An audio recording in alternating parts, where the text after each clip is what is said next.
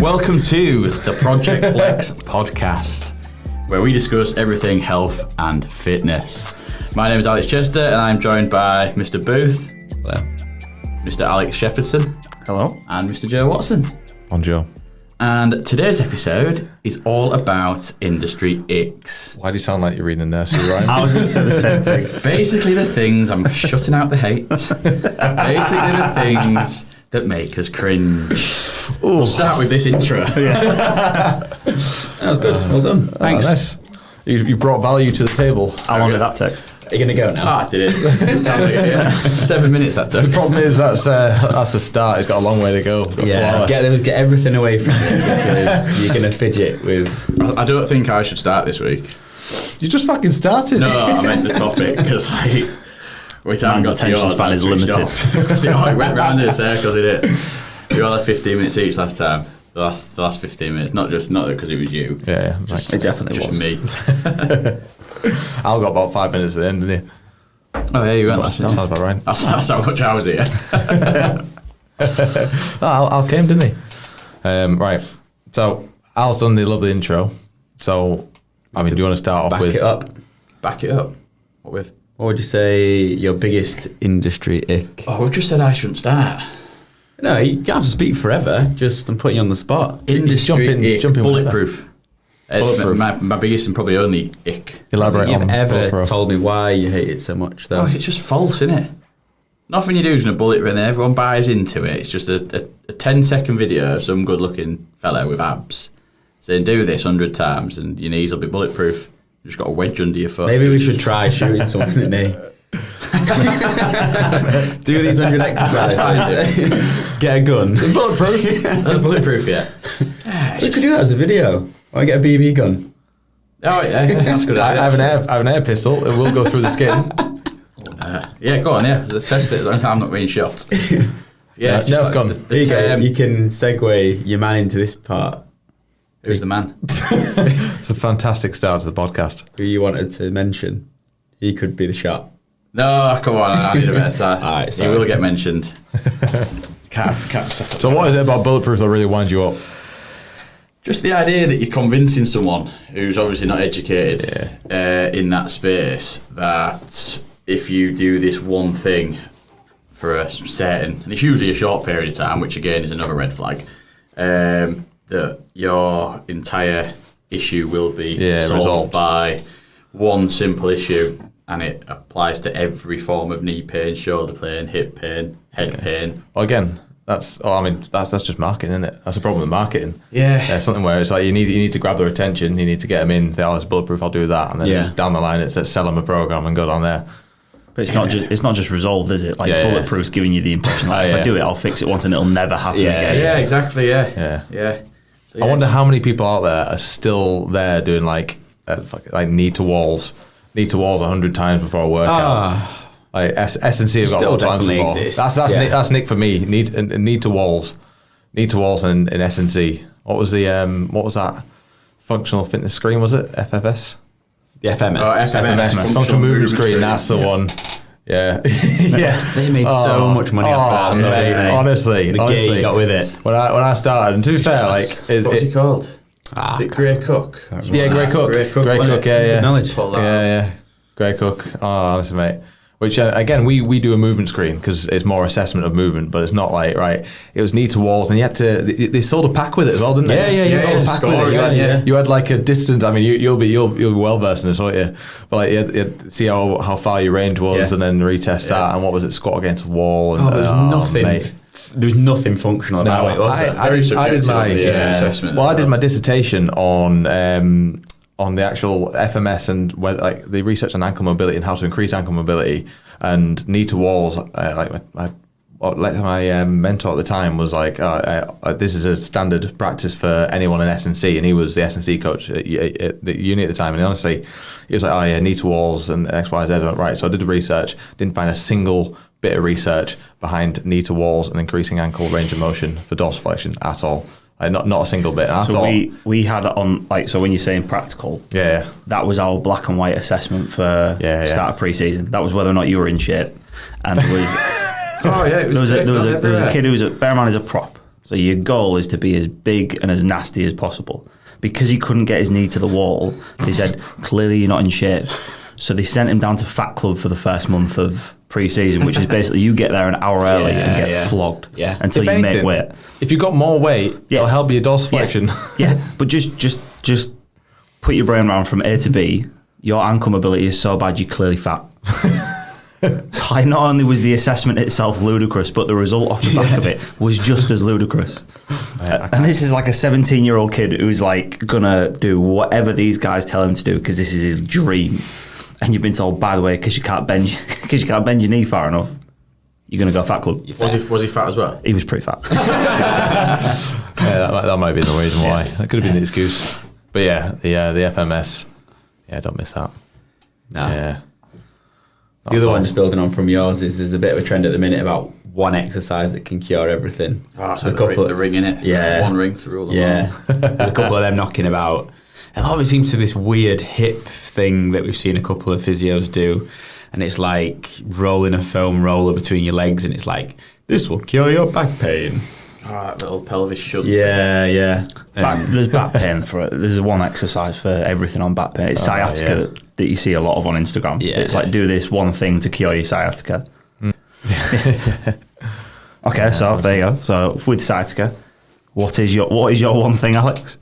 Well, how do you bulletproof sciatica? Tell me. Bulletproof. Take it out. Die. Just not being around, not existing.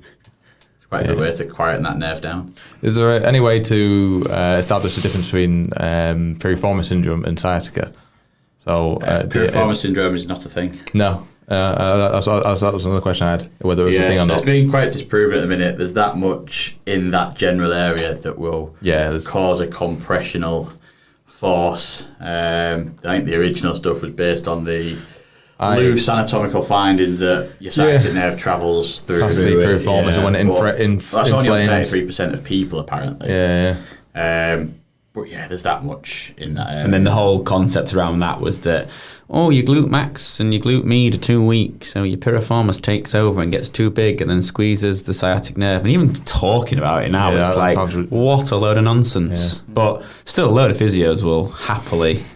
Well, that's what I was like to believe. My latest disc herniation was diagnosed with piriformis syndrome for 12 weeks. Didn't get any better after having elbow shoved into his ass. And how nonsensical is that? Let's keep coming back. I'll tell you what I'm going to do. Drive. Be a bit closer. Oh, Christ. Start again. Right, welcome to the flex. Okay, I'll quick fire you boys then. Let's go for an ick. Do you want me to give you one, or do you want me to that I've seen on Instagram? Go for it. I'll go for Instagram. I can't wait for Instagram. So, weights will get you big. I mean, the weights, as in like weights will get you bulky.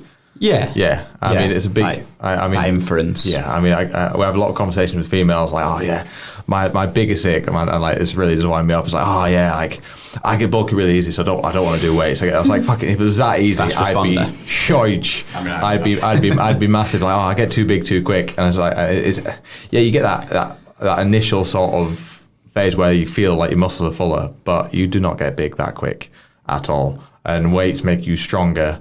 You have to get bigger. You have to eat a surplus calories. As simple as that. If you're eating too much and training, you'll find you get big. But if you're not eating enough calories, you will not get bigger. Your muscle will get more toned, one for a better word, and they will grow in strength. But you will not increase size by using weights. I mean, even when we were at Hull City, there was still the players wouldn't go in the gym because they were like, it'll slow me down if I get too big. And it's like, no, I'm sure we used to work with a really good S&C, and he basically used to quote this study that they'd done where power lifters over a 60-metre distance, I think it was quite a well-known article or something, that they got 3 power lifters and 3 sprinters, and over a 60-metre distance the power lifters were basically the same, had the same acceleration speed as professional sprinters. And it's... What was the dorsiflexion like on the functional? Really good. As long as it's the FMS beforehand. Good. What about your take on that? Have you noticed how it's always, I'm going very generalised here, but it's always the woman who like shoulder presses a 2.5 kilo dumbbell that claims that she'll get bulky, and you go, cool. For a start, do you have any idea how many reps you would have to do with that 2.5 kilo dumbbell to actually amass any genuine muscle change? Unless you are severely weak. Don't get me wrong, people react. People do genetically have a predisposition to grow muscle, but on the general scale, Nobody look in this direction. there's this guy, but like, I honestly, weights don't. It is ridiculous. I mean, and 9 times out of 10 as well, people don't have the discipline to get bulky. No, it doesn't just happen by going once or twice. Like, you have to go with a genuine intent of, I want to put on size, and you have to eat to that calorie surplus religiously. You have to lift religiously. You have to remove any obstacle that will get in the way of it, and you have to do it 4 or 5 months. But that's not relentlessly. Sexy. It's comical how the people who are worried about getting bulky are the least at risk of getting bulky. They're actually the ones who are going to benefit most from it, because you're so underdeveloped in that area that all you're going to do is see physical benefit. And if you actually look into the research, more muscle bulk means muscle is expensive. I heard this the other day. Muscle is expensive. It costs energy to keep and utilize. You've got more muscle, you've got more there to utilize energy. It is as simple as that. So you've got more muscle, you're going to use more. And the bulkiness doesn't come from increased muscle. The bulkiness comes from the fat that's sat on top of it. Yeah, absolutely. Like you could lift as much weight as you want. You're not going to get bulky. Yeah. Bulky is the extra 400 calories of food you're shoving in your mouth on top of it, and that layer of fat that just sits on top. That's the bulky. You also can't. Same as that. You can't. I mean, segue slightly. You can't localize fat. I get that a lot. That's fair. Another ick is when I burn belly fat, do these 3 movements, and there's like sit-ups. And it's like, you're going to get absolutely nowhere. You're going to get bulky, and you're going to look fatter. Yeah, honestly. And I think it's fair. And moving on to another ick with that is, why is everything pushed towards fat loss? In our industry, obviously not. I mean, it won't be so much in your industry. It will, like, down the line, because obviously that affects. Are you saying that rather than performance? Yes. Is that what you're saying? Everything that's is always fat loss. So everyone's in this mindset that fat loss should be a 12-month continuous goal. And when is it? Do you get to the point where it's actually, I want to maintain, or I want to put some size on, or maybe eat a few more calories? And plus, when you eat more calories than you burn, you don't instantly get fat. You hold and retain more fat. But if you train regularly, you strength train, you resistance train, you're active, you walk around, you don't just get fat. Yeah. You do accumulate more fat, but you don't just suddenly go fat again. And again, you can always go through phases of going, right, fat loss for 6 weeks, maintenance for 6 weeks, bulk for 2 weeks, fat loss. And again, it's just one of those, but that's not sexy, because that takes time. That's it. And it's easy marketing. Like, fat loss, you in 6 weeks, somebody loses 10 kilos, everyone understands what 10 kilos is. Everyone can get on the scales and can comprehend how much weight that is, and they go, that's great. Yeah.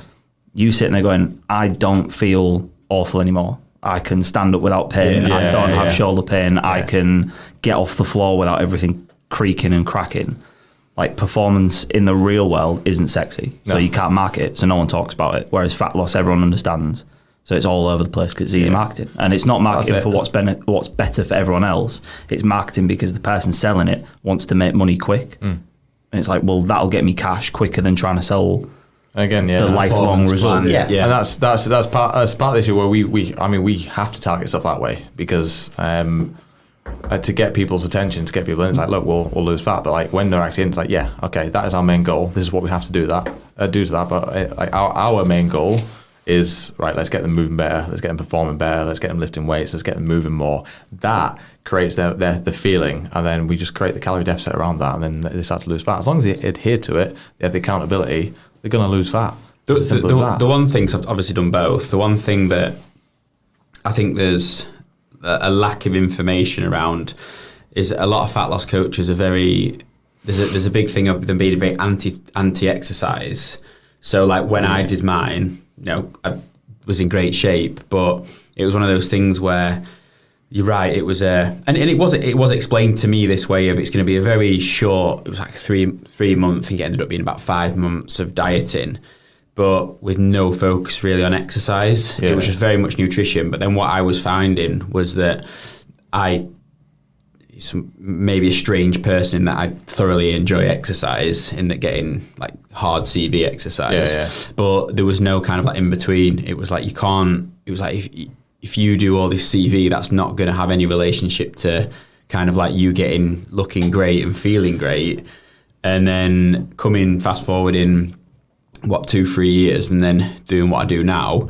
It's been much slower, but my weight hasn't really changed. I've massively increased my muscle mass. And how do you feel? Oh yeah, exactly that. Like honestly, there was one point when I think I dropped about 10 kilos, like you said, that they advertise a life out of me. But I was literally just scrolling on Instagram, desserts, just like that, 1,600 calories a day, miserable. Yeah.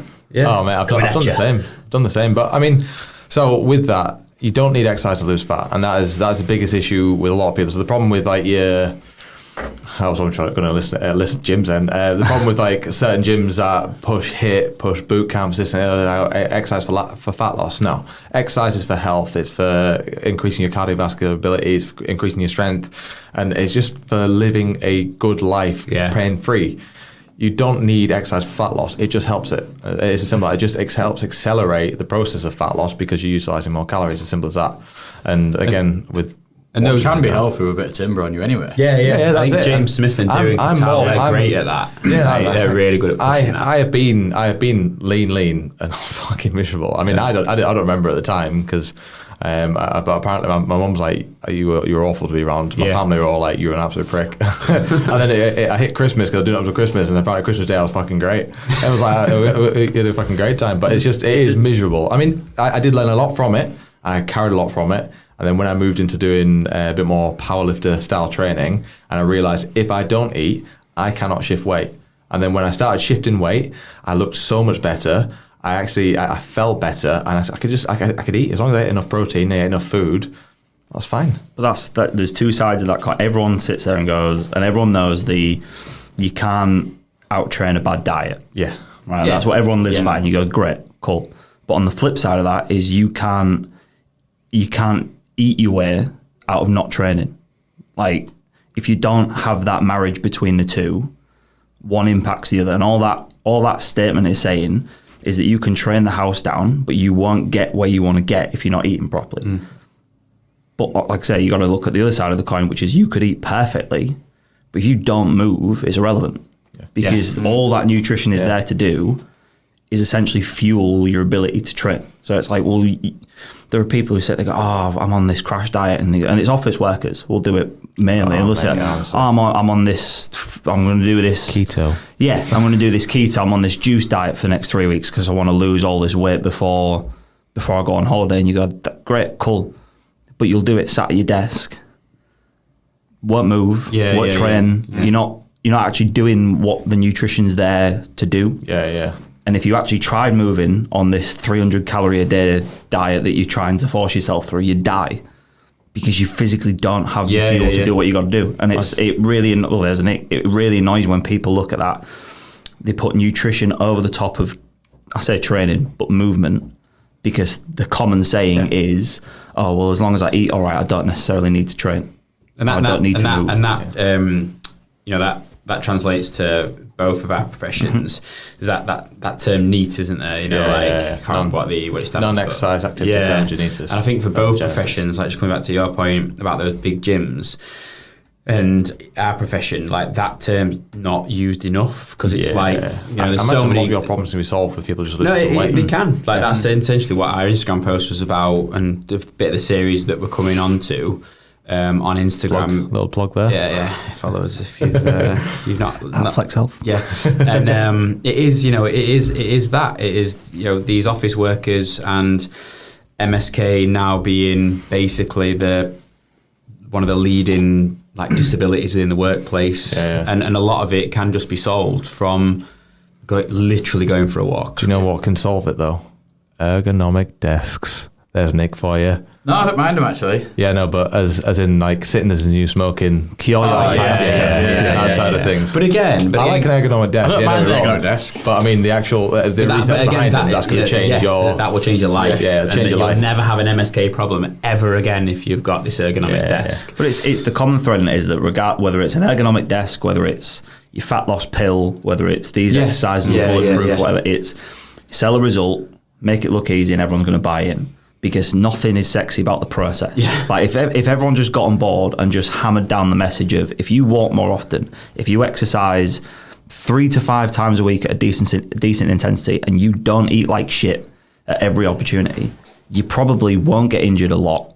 You won't be overweight. You're not going to have a lot of problems. You'll actually have a relatively healthy life. But that doesn't sound sexy on a bumper sticker, does it? But I think for both industries is, it's quite a nice little avenue to go down in terms of there's not enough focus on the actual process. The amount of people that probably come to you and us who are like, I want to be out of pain, but it's like, yeah, I can give you what the timelines are going to look like for that. So say it's going to be 8 weeks, and we say this all the time, like particularly for people, someone's done their ACL, when can I get back on a football pitch? And it's like, well, it's going to be probably 12 months, and then they're like, how can I do it in a month?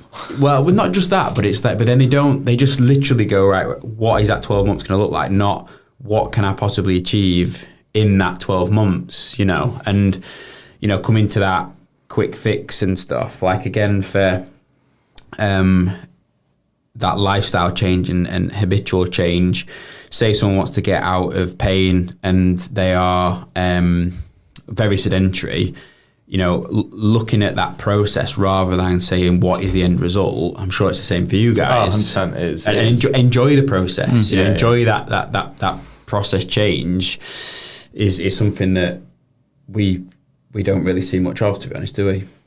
No. You didn't listen to a word I just said, did you? I'm zooming in and out.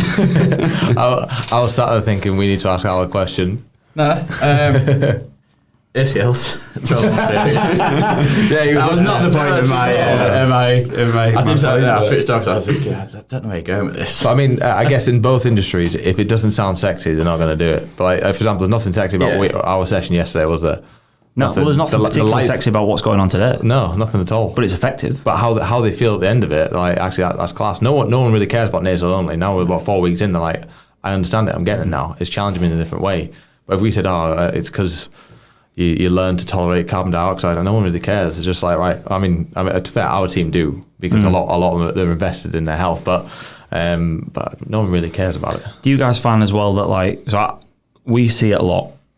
Don't know whether you guys will see it as much, because I don't know if you have as much contact time with the individual. Obviously, depends on the injury, but if more people marketed the process, not only would more people be involved in it, more people would celebrate it. Yeah. Like the sedentary person getting up to 3,000 steps a day is a big step for them. Like them going from 1,000 steps to 3,000 steps is a big deal. I've got another Rick coming as well. And that needs celebrating. Yeah, it does. But because they'll then go on Instagram and there's some knob with his shirt off and an 8-pack because he starved himself for 2 weeks and gone on that dehydration therapy, he sits there and goes, if you're not hitting 15,000 steps a day, you're not worth anything. So then sat there going, okay, so I'm miles off, and they disengage.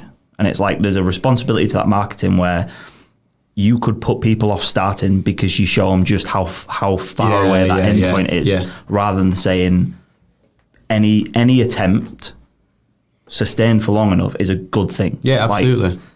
I don't know, we'll see it a lot, and we have to sort of reshape people's views on it when they start. But do you guys get that with the physiotherapy side of it, where virtually none? No. And that's what I was kind of coming on to earlier, was that I think, again, one of the failures of physio is that we don't do enough of that, where it's like it's so fixated on the end point of when can I get fit, and then we discharge them and then they haven't changed any of their old habits, so then they're probably just going to come back in 2 years time or 6 months or whenever, it doesn't really matter, but they're just going to come back in with the same problem, but they've not looked at the process of how do I actually go about stopping this from happening. And again, prevention's banded about in physio and prehabilitation all the time, particularly in the NHS. We need to bring in more prevention and prehabilitation. It's like, yeah, but nobody knows, no one outside of physio or you guys know what that term means. Like, what does prevention actually mean? And half the time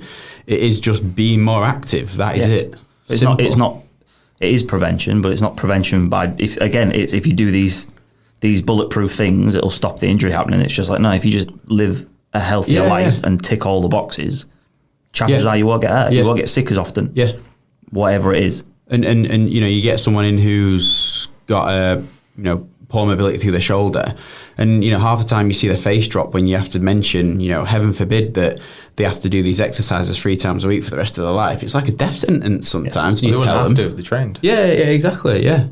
Yeah. Again, with stuff like that, we probably segue into a bit more posture, which you guys Al can jump in on this posture hype. Again, the amount of people go, oh yeah, I've got dodgy shoulders. I can't do that because it hurts. Like, yeah, because you've not spent any time in that range. Yeah. Anyone's like, oh, you need to lock your shoulder in. No, you don't. That's Nick. You need to lock your shoulder when you row, or you need to lock your shoulder because I did that for years. Yeah. I had shoulder pain for years, probably up until about 3-4 years ago when I started doing more functional fitness training and just challenging different ranges of motion, where I've not had a shoulder issue in years. Yeah. I can't remember the last time I've had any shoulder issues because I stopped locking the shoulder in. I just allowed the shoulder to do what it's supposed to do and allowed the joints to do what it's supposed to do.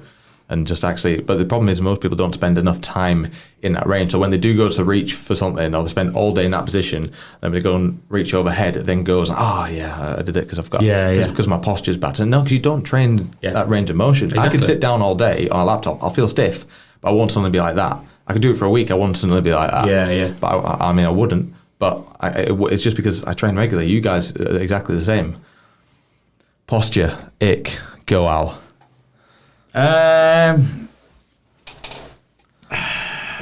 Dunno. What's your biggest issue, like when you see people harping on about posture and doing all this sort of fucking shit with their breakdancing? Yeah, that's the first thing I came to my head. Like, you know, sort of like, oh yeah, you need to neck. Have you seen that whole thing about neck fat? How to get rid of neck fat? No, like the bulk around the neck. Tuck the chin and things like that. What are your take on that? I mean, it's just gone so far that I don't even. So much to it, posture now, that it's so hard to unpick, because it's almost like become so ingrained within our society that I don't even know who kind of came up with the whole thing that like posture is good and bad, but I think a lot of it is just down to the phraseology. It's like you either have good posture or you have bad posture, and it's same with food, isn't it? Yeah, and it's kind of, as the years have developed, it's become more and more and more kind of just talked about, and then people just have identified that you have either good posture or bad posture, but no one's ever really looked at it and gone, well, why? Why is it good or why is it bad? Again, the same issue with food. Yeah, most conversation I have with people is like, oh yeah, well, I hate the word healthy as well. That's another ick, but I won't get into that because it could be hours. But it was like, oh yeah, I've been good today. I said, why? Oh, because I had a salad. Why is that fucking good? Yeah. Why is a salad good? If anything, to me, I think that's bad, because you've had barely any food. You've probably got nothing out of that. You might have had some chicken with it, but there's 0 carbs in there. There's probably 0 fats in there, and you're going to be starving later on, and you're probably going to cave later on because all you've had is a salad. Yeah, it's not good.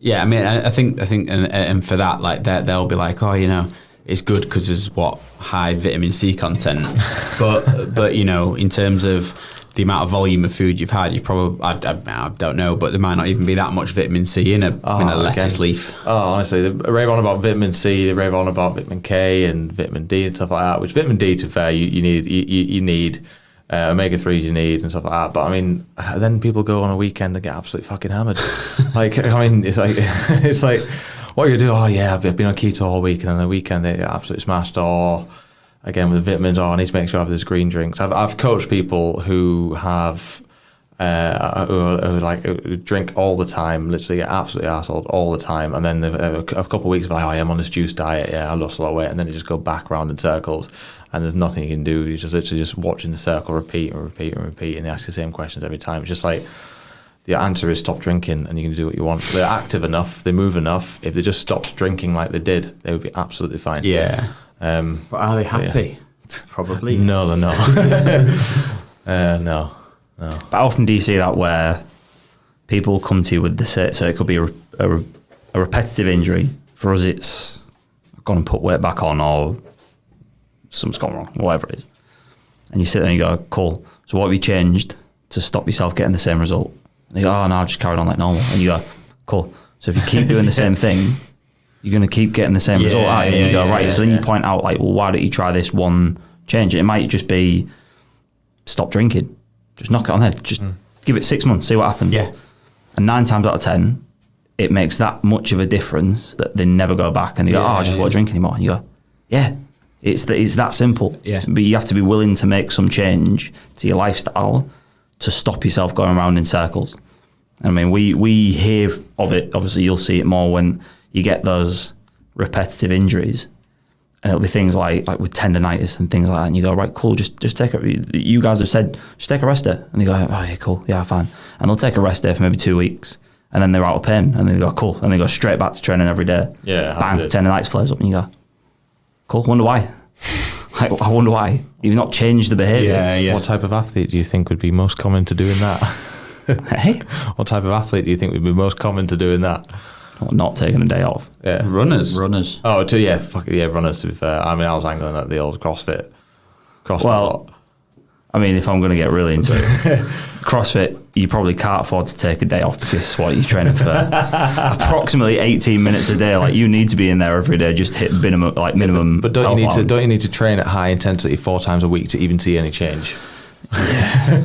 Yeah, intensity is relevant. I've seen that somewhere. Intensity is relevant. There was actually a study came out really recently about squatting and intensity and squatting sessions, and they got a control group and a non-control group. I think this is right, and they had one control group that basically lifted over a period of 6 weeks to failure, and one group that lifted submaximally, and the results were pretty much negligible when they came to test week. So it's like the whole point is that you don't have to flog yourself for weeks on end to actually see change. What you're doing to the body, you're completely breaking it down. It needs to repair more. And again, it's submax. You can grow, and you're not going to make as much. You're not going to create as much damage there, and you'll recover better, and you'll be able to repeat the efforts more. And the actual volume of load and the amount of reps you do will make more of a difference than you just absolutely flogging yourself every single session. But then you step back and you go, why?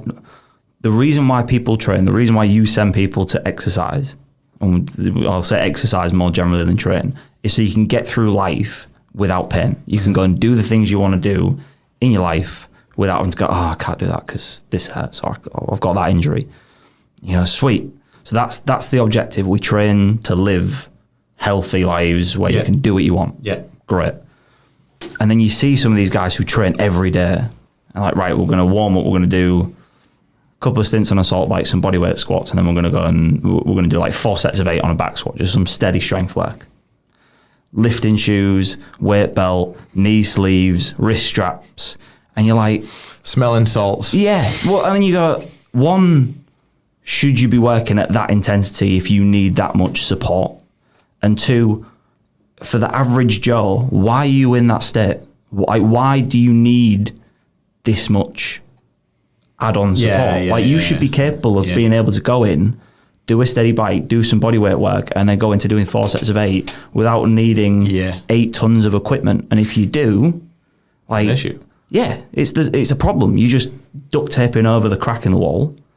And unless you are a professional athlete where it's your job and you don't have a choice, it's like, no, if I don't train today, I don't earn money.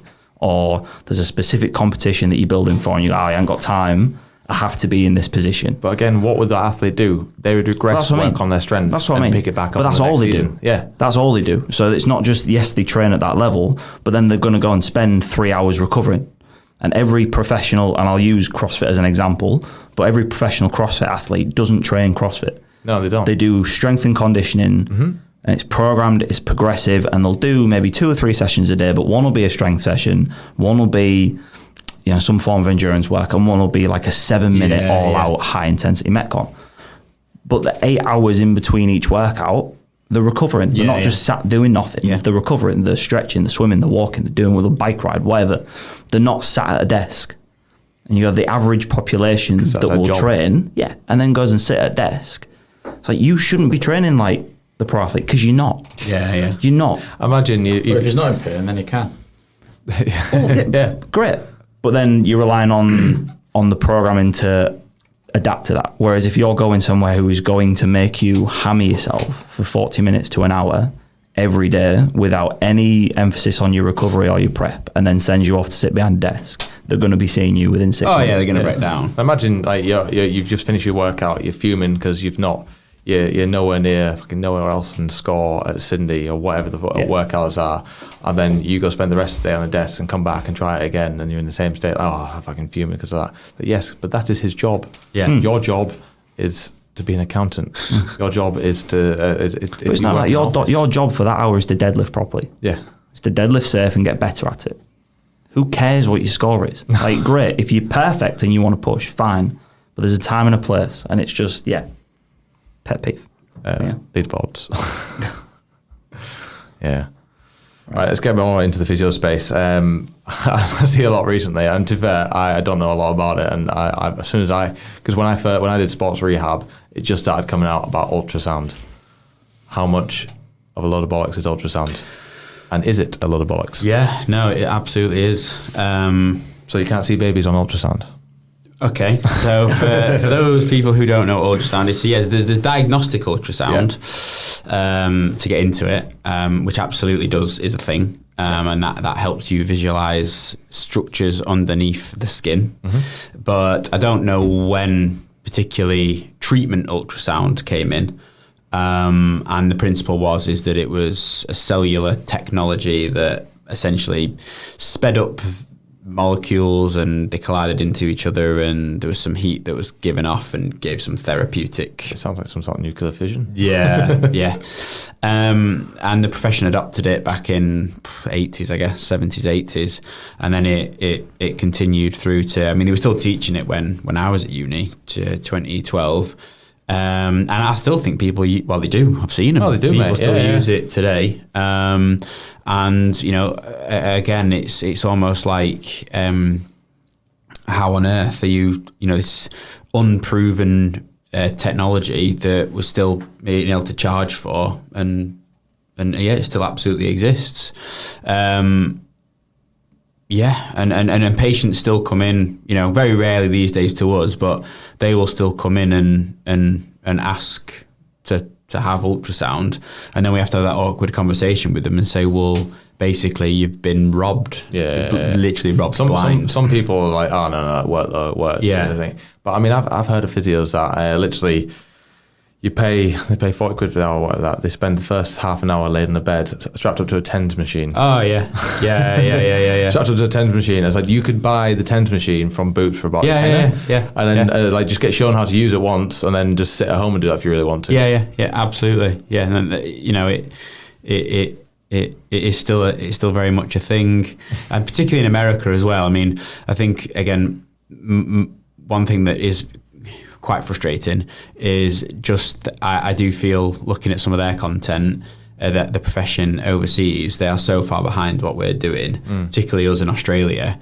And some of the comments that you see on some of the posts, and like some of the stuff, particularly Scott University, and the amount of trash that he spiels out, and a high frequency as well. Yeah, absolutely. And then you sometimes I just go on the comments and read some of the debates that are being had, and some of the stuff that physical therapists over the seas are kind of saying, and then I think, again, one of the problems we've got now is that English patients or English people have access to that content, and then it becomes very murky in terms of what works. So a lot of this stuff then starts to come back into the mix again. I've seen you do ultrasound, or I've seen it works, or pulse shortwave, I see that works, or TENS, I see that works.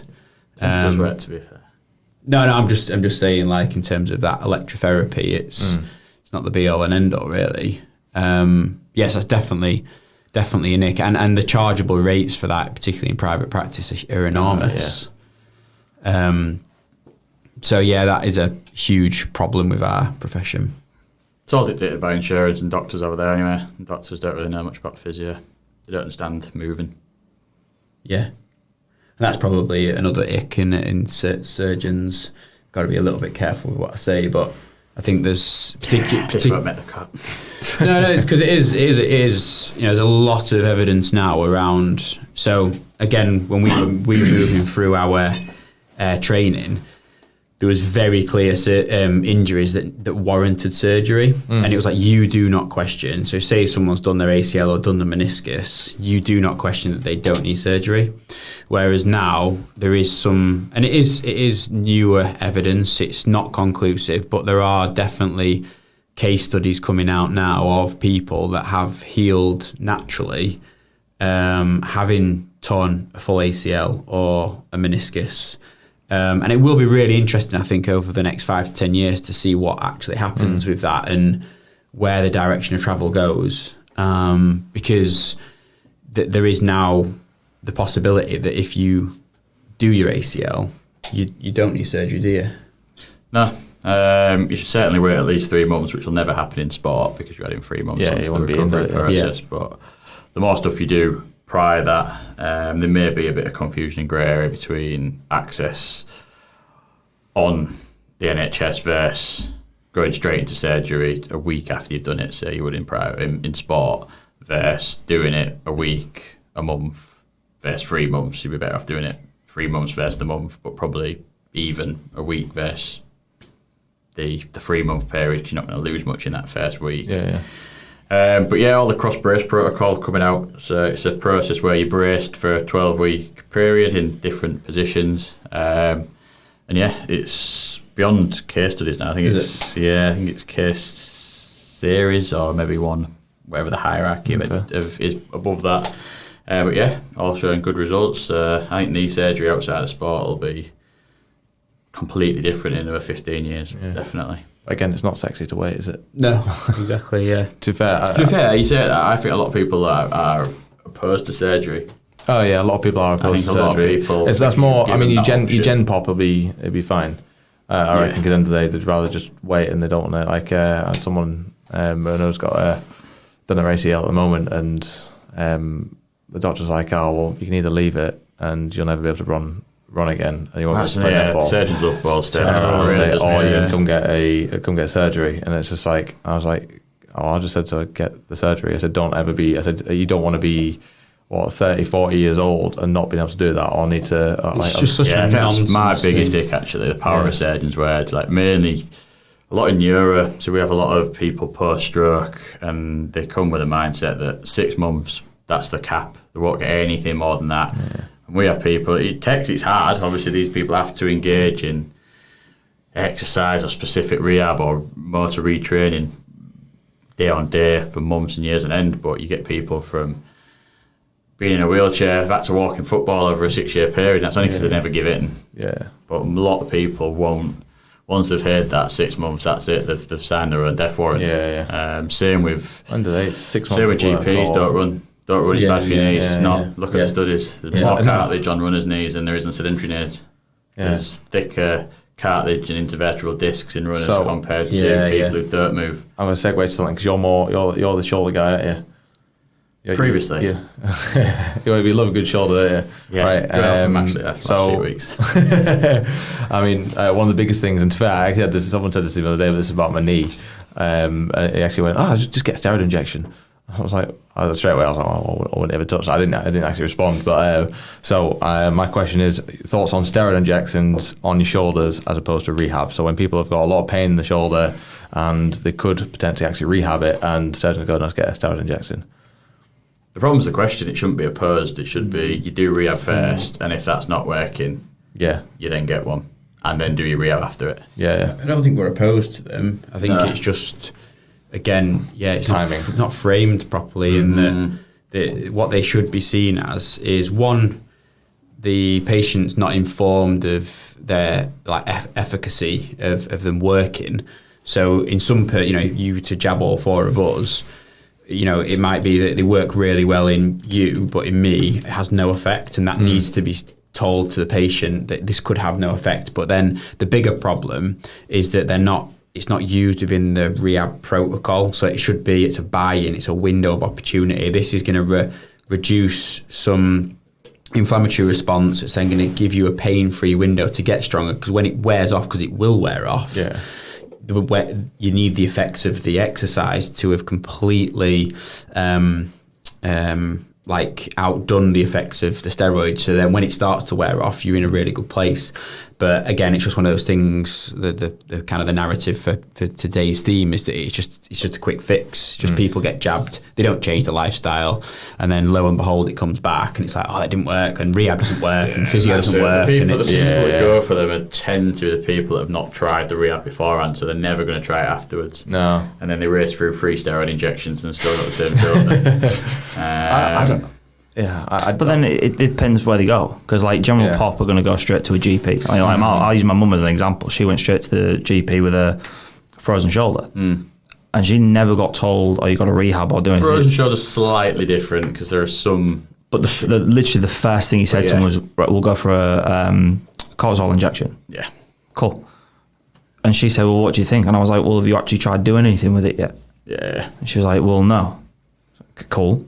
So we did about 6 months just doing little bits with us. And it got better. Didn't get great. She was still in pain, but it got better. So I was like, right, okay. So then she went back and got the injection.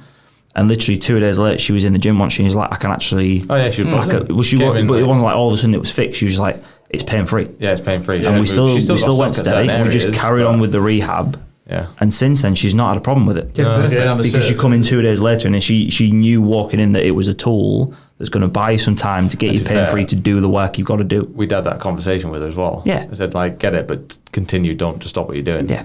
On the other side of the coin, the people, especially who have no experience with, when I say sports medicine or a progressive overload program, they're going completely NHS route. So first protocol, doctors, they will then prescribe some form of physio, which is usually in this area health share, which is a phone call to be re-diagnosed with what you've been told at the doctors, and sent a sheet of exercises. So you probably had a 6-week process there waiting for an exercise sheet to come through.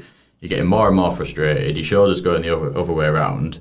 You get exercises on a sheet that they go blanket. They don't get harder. They don't get easier. And you've done them for a week, and then you're still in the same position. And there's no step-by-step route to get better. And do you find that with those exercises as well, it never... And what you like with that face-to-face that you guys will get is as soon as people feel any kind of pain or discomfort, they go, it's not working. Yeah. So, yeah. I mean, a lot of any pain patient or any that doesn't need hands-on, which is quite a lot especially after the sessions, first few sessions, I will use manual therapy, not opposed to that. But then after that, I will convert them to usually virtual programming, because it just works so much better, because they'll have an issue and they'll message you straight away and you've got a 24-hour window to get back to them, and you can tweak it so much easier from a distance, because you're not waiting for them to then offload the last 2 weeks' problems on you or the last month's problems on you. They're saying there and then, and I'm dealing with that there and then. Yeah. Or stop doing their exercises because they don't feel like they've got the permission to change anything in their program before they then see you, which then becomes a problem because, it counters that as well. Your issue with the NHS process as well is obviously you'll go to your GP and they're going to refer you to physio. How long is that physio going to be? How long until you refer to physio? When are you going to get that appointment? There's that, first of all, getting a GP appointment, but and it's a physio appointment. And in between that time, you've hurt your shoulder, for example. You're not going to do anything that inflicts your shoulder. And most people just don't do anything at all. Yeah, exactly. The amount of stories I have, like, oh, well, I hurt my shoulder last year and I just haven't got back into it. I haven't got back into it. And when we've got a lot to unpick, it's not just the shoulder. They're fixated on the shoulder. We're just like, no, there's a lot more to do here. You could have still continued walking, could have still continued doing X, Y, Z. And you've got that, they've atrophied slightly, because if it's been 6 to 8 weeks, you're going to see a little bit of atrophy around the shoulder, and people it's not going to be as mobile because they're not going to move it as much. And then that's the issue with that process, isn't it? And that's where you guys, that's what I always say to people, pay private. If you've got an issue, if you pay private for physiotherapy, just get in, because you'd rather be seen now and get the help you need as opposed to wait for the NHS. And even if it's just that literal one session to see a specialist in whatever field to tell you that it is okay to move through pain, that's very powerful. Just to be told that because the majority of people don't move something because it's sore and painful. If you're then told it's okay to move if it's sore and painful, and just those words, like you say, stop could be the trigger to stop somebody from, going to the gym to then saying, I'm going to chuck it all in and I'm just not going to go because I'm in so much pain that I can't possibly walk on a treadmill, even though it's a shoulder condition, for argument's sake. And we see a lot of that, which is, just from that one intervention that can be the difference between somebody going completely off the rails or keeping where they're at with a little bit of general mobility. How much impact then does pain tolerance have on that? Because some people, some people will just go straight beyond. Anyone comes in and says they've got a high pain threshold, that is an immediate red flag to highlight they are a yellow flag, and a lot of their issues are psychosomatic. And that is evidence-based. Yeah. There was a study done. It is the people who come in and tell physios, I have a high pain tolerance, actually had a lower pain threshold tolerance than the people who said that I've got a low pain threshold tolerance. Really? Anecdotally, I find it as well. The people that tell me they have a low pain threshold, you can put them through all sorts and they'll just do it. They have a ridiculously high pain threshold. Again, can't remember the reasons behind it, but it is backed up with a number of studies. It is literally the opposite. Yeah, it is, and again, it's just how complex pain is. We know the actual mechanical or the actual source of pain is only a small part of it. And people are looking for answers, like you said, on the shoulders. Like, if you've got shoulder pain and that then spirals to, I don't want to do this, or I can't do this, or you're getting depressed because you can't even reach you're asking your husband to come get the cup out of the top shelf, that mindset then just spirals into more pain, and then it's just it's getting out of that again. The answer is just move. Go for a walk. Like, a lot of my lower back pains or any chronic pains, I've started setting general cardio treatment now. What do you like doing? Do you like swimming, cycling, or walking? Well, I don't like any of them really, but what can you do easier? Go for a walk. Right, your target this week is to do a minimum of 5,000 steps a day. Honestly, mate, if more people went for a walk, that genuinely would cure so many things. We had a really lovely case study at our place. I'm more than happy to say I made a mistake in that I was... It's recording, innit? We've got that. And I was focusing very, very, very, very heavily on the injury site itself. This patient just wasn't getting better. I know where we're going here. Yeah, it wasn't getting better at all. In actual fact, he was getting worse. And I just asked Al to come in and say, look, I've been with this patient now for 4 or 5 weeks, something. They're not getting better. Just, can you give me a second opinion? And to be fair to Al, he just said, look, just put him through a general movement program. So I did, and honestly, within 3 weeks, pain started coming right off. General state of mind started going right up, and then it was that almost like one of the anecdotal bits of information I like to give to patients is almost like visualizing a spiral, because I always think that patients who are coming in with a lot of pain, it's sort of like you're on this downward spiral where you need to break that, and you need to start going, you start ascending back up the spiral. And just by doing that one change in programming literally stopped him there dead in his tracks, and and since then, week on week on week, he's got better and better and better. And that was nothing specialist. It was a very generalist program, which is a brick of mine. Don't know how much time we've got. Specialist physios versus generalist physios. But yeah, that was just a really nice story about pain. It is specific to that desk work or office work, because he had a typical neck, shoulder, trap issue, lots of referred pain in a big state. And again, don't get bogged down thinking you have to strengthen this one area. Yeah. Just move. Well, I've had a conversation with someone recently who came in, and she was like, I need to change my lifestyle. I want to be able to run after my daughter. I want to be able to keep up with my kids, and grow with them, as opposed to grow old and them grow old and just gradually get worse. And I didn't know. I could see how she moved, because we went through the movement screen, but I didn't know how she performed as she went along. I said, look, we'll start with your first session and see how you get on. But I said, I genuinely might actually have the conversation with you where we don't start with this, and twice a week we check in, and I make sure that you're walking. I said, we're just going to start off with, I said, how many steps do you do a day? Anywhere between 1,000 to 2,000 on a good day. And I was like, right, and again, I just set her a target, let's work for 3,000. Yeah. And again, that's where an issue, and then ick of mine, everyone goes 10,000 steps. 10,000 steps, was it one of the Olympics? I think it was either in Japan or it was China. And basically, they'd estimated a healthy step count amount, and that's where 10,000 came from. The average. Oh, really? Yeah, it's not backed by any science whatsoever. Oh, interesting. 7,000 for health. Yeah, so it's like that, but they'd set the loosely around 7. they set the target of 10,000, and that's what everyone's just into, and then everyone's just raved about it. Yeah, and is 10,000 also kind of based on that whole 10,000 hour? Is it like within that sort of like? I think I'm so. just asking the question. Could it be? I think so, but it was just they just sort of estimated. I guess they guessed it, and then that was it, and everyone's now living by that. And again, the root of every problem we've said here is no one asks why.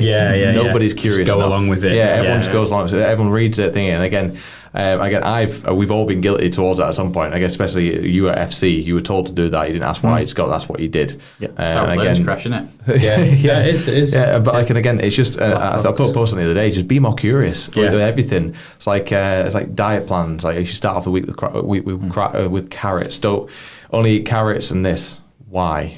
What difference is that going to make? Oh well, and if they can't explain something that's actually reasonable, and again, ask why again, ask why again. Be a kid as a toddler. We ask why all the time. The most annoying kids you can't live is why, but they end up being like my nephew's really intelligent. And, he's always asking why, and he's always curious about things. But it's because he's building that knowledge. But we just stop at a certain point. Just on that, the biggest food industry lie that's ever been created is breakfast being Kellogg's. Kellogg's created it. Yeah. Honestly, it's a marketing. And again, it's the same with the 10,000 steps. And then PTs and influencers are all banging on about 10,000 steps. And I mean, again, and if you go to the extreme end where people are trying to get absolutely shredded, like abs, 8-pack abs, and everything from there, and everyone's focusing on diet and training, and they don't do many steps. Fucking up your steps. Get to 15 to 20,000 steps. You're going to get there. But you also need to eat a decent amount of protein. You need to eat consistently. You need to train consistently. And the other factor that no one speaks about, and some people are speaking about now, is genetics. Some people are just genetic freaks, and you can't get away with it. Some people can just lifestyle their way into shape. I take heat on this. I work very hard. Week in, week out. For some weeks of the year and other weeks of the year, you maintain a decent shape. But again, the general theme of all this is no one really asks why. Yeah. Everyone wants the answer quick. No one wants the actual reason, which is just give it time. Yeah. And again, on that, one of the strongest things. Well, strongest, is that right word? I'll start again because we can crop it, can't we? On that, don't crop that. With any injury, the biggest predictor of someone recovering is how they understand what's happening and education. Like, you just have to educate. Every patient that comes in, I make them feel so comfortable to ask me any question. If I don't know the answer, I'll be honest and hold my hands up. There's power in that, being confident and saying I don't know. Honestly, the amount of conversations I have, we send people to you because I look on my shoulder. I was like, I could give you a couple of things that work for me, but I don't know. I can't diagnose you. I don't know what's going on. So I said, go see the guys at Flex. The thing is, like, if we don't know, it's because the evidence doesn't tell us. Yeah. Like, we're guided by the evidence. You can go to another physio who might tell you he knows. He's probably lying. Yeah. Probably wants to keep you on. Yeah. But it doesn't deter people. If I tell someone I don't know, I can 100% guarantee it doesn't deter them from coming back to me and asking me another question. I'm doing what I'm asking them to do. Yeah, because that's developing trust. And it's developing trust in you when you just put on your hands and say, look, I don't know, so I'd rather go on this course of action or refer you to this guy. And again, we've had it where we've sort of said maybe let's refer you elsewhere. Like we had someone come in who started going on about maybe had a heart condition, this and the other, and IBS and things like that. I said, well, look, if we can't get training without these things flaring up, we were like, we'll just tell you to go see a GP first. But it's 50%. There's a responsibility on us to make sure that we're informed enough to make those decisions. You got to take your pride out of it so that when you don't know, because it's not just a theoretical case study where you're saying, it could be this, I'm going to have a guess and get extra marks. It's someone's life. Like, the reality of it is, like, whether it's an injury or something, you go, if you guess and get this wrong, you're not, like, if they're struggling to sleep at night because of this pain and you guess and you get it wrong, you're prolonging that. So it's not just, there's a responsibility to it that you're impacting this person's life, which is why it's so important. I mean, we do it with programming, we do it with consultations, you guys do it with prescription. It's that gentle of this, it's that realm of adequate challenge. It's meeting them where they're at and then supplying appropriate dosages of the right thing. Exactly. So it's like saying, I think, just on that, to add more value to it, saying, I don't know, but I'm still going to help you. Yeah. You know, it's not I don't know and off you go. It's I don't know what it is, but I tell you what, I'm still going to make sure that we move through a process and then we adapt during that process. Yeah. And you can sit there and justify and you go, look, this is the path I think we're going to go down. These are the reasons why I think we're going to go down it. Now, I'm not sure whether it's going to be right or not, but I am educated enough to know at one point if we're on the right path, and if we're not, I know the right people to send you to who are better educated to take you there. But we're going to do it in sensible chunks with adequate challenge, whether that be rep ranges, whether that be training might not be the right start. Let's just start with steps, whether that be... If someone's at 5,000 steps, they're not going to hit 10,000 steps the next day. Because it's not part of it. They're not building on the habit. But you hit the nail on the head there with that. When people are more curious and they ask why, it's that justification. If you can't justify why, if you're asking why, it's like, why am I not losing weight? Or why isn't this diet plan working for me? And someone can't justify the reason for it. If they can't sit there and go, have you done this, done this, done this, done this? And they're like, yeah, I've done all of that. And like, oh, have you though? Or have you eaten 3 carrots a day? If you can't justify it, then that's someone who's... We did it when we were in with your guys. And we're going through like that baseline program. We're going... Oh, programs. But if you were saying, well, what's everyone's go-to rep ranges? And most people, it's like 3 sets of 8 or 4 sets of 10 or whatever. You go, cool, and you go, that's fine. Why? Blank faces. And you go, so you're guessing. Absolutely. If you can't answer that why, and I'd use program because it's a really obvious black and white example, if you can't give a reason as to why you've selected that rep range or that movement and give them a detailed breakdown, then you've not done your job. Like it's deliveries keep it simple for them, but then if they just want to go through with it, fine, they're on the right path. But if it is somebody that turns around and is a little bit more interested or is trying to build that trust with you because they've been led down the wrong path before and they go, okay, well, I've been told this before, so why am I doing it now? If you can justify it with a good answer and a right answer, even if it's not necessarily the right path, you're going to build that trust. So then you feel more comfortable in 6 weeks' time going, right, this might not have worked. This is why I did it, but we've not got the result. So let's try something else. And they're more likely to go, like you said, cool, let's try it. And on that, like when we posted some stuff around 3 sets of 10, that we got a bit of like pushback on it, saying, three reps of 10 is it's easy for physios to remember, easy for patients to remember. Exactly. But my counter to that was that you are right in what you're saying, but it's not the reason. Why does it need to be? Why is easy the reason? Easy. Why is 10 times 3 is easy? So if you go to me with no knowledge and I tell you, right, you're going to do 6 times 3. But go a bit heavier.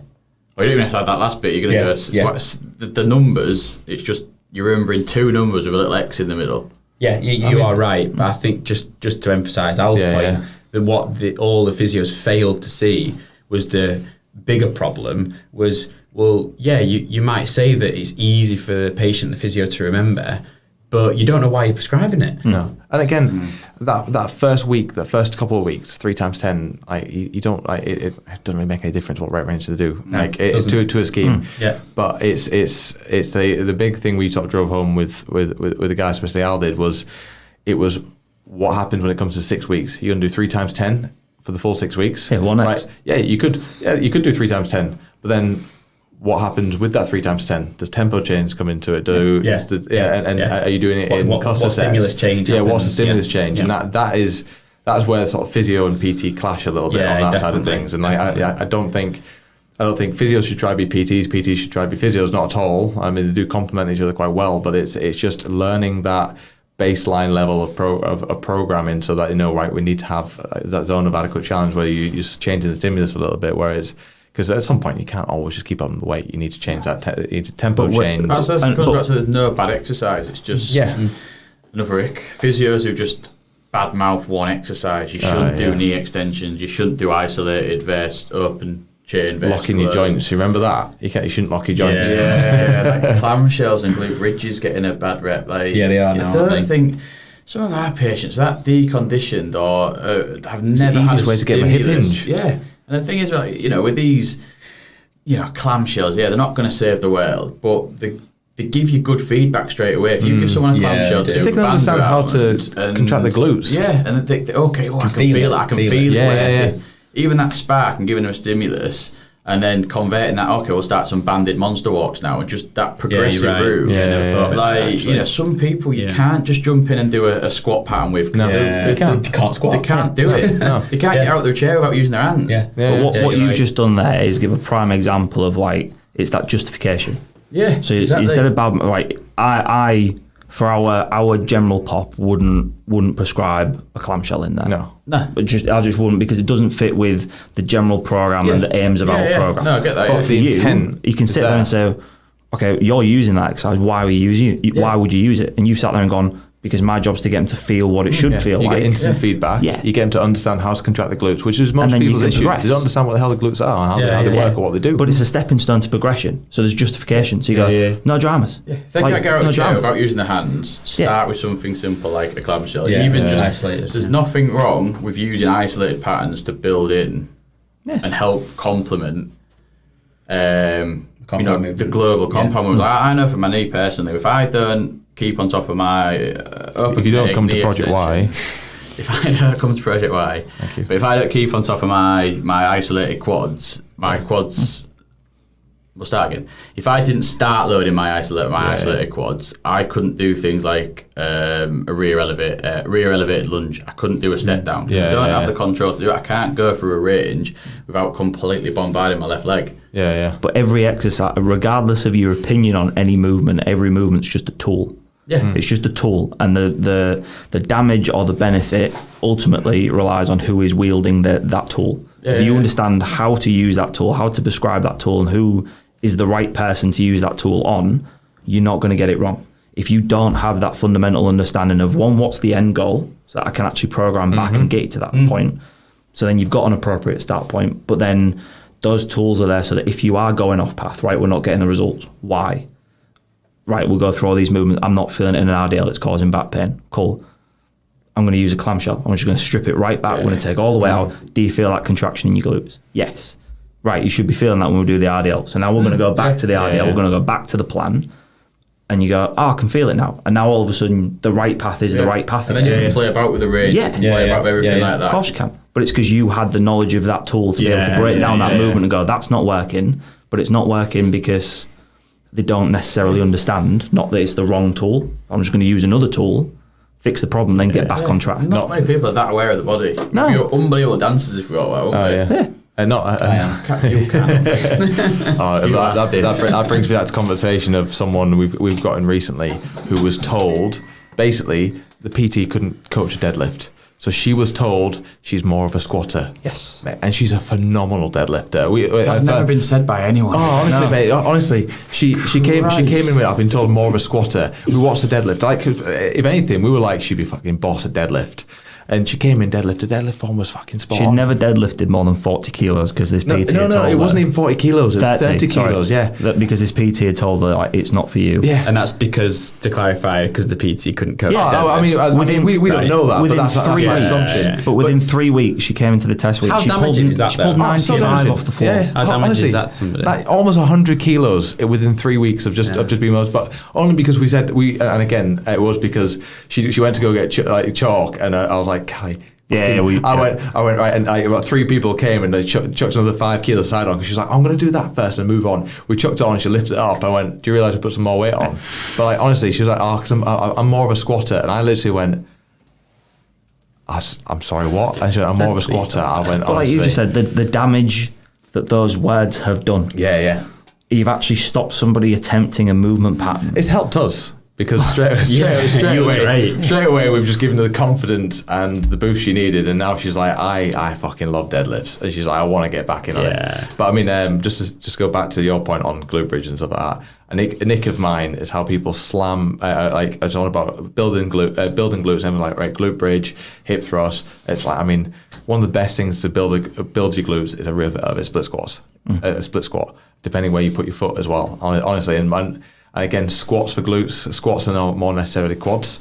Depends where you're going to put it. Like those, there's so much emphasis on one movement to create that gain that you want. When there's just so many different. I'm going to throw this out there. Anyone who still says that a deadlift is a back movement, you are doing it wrong.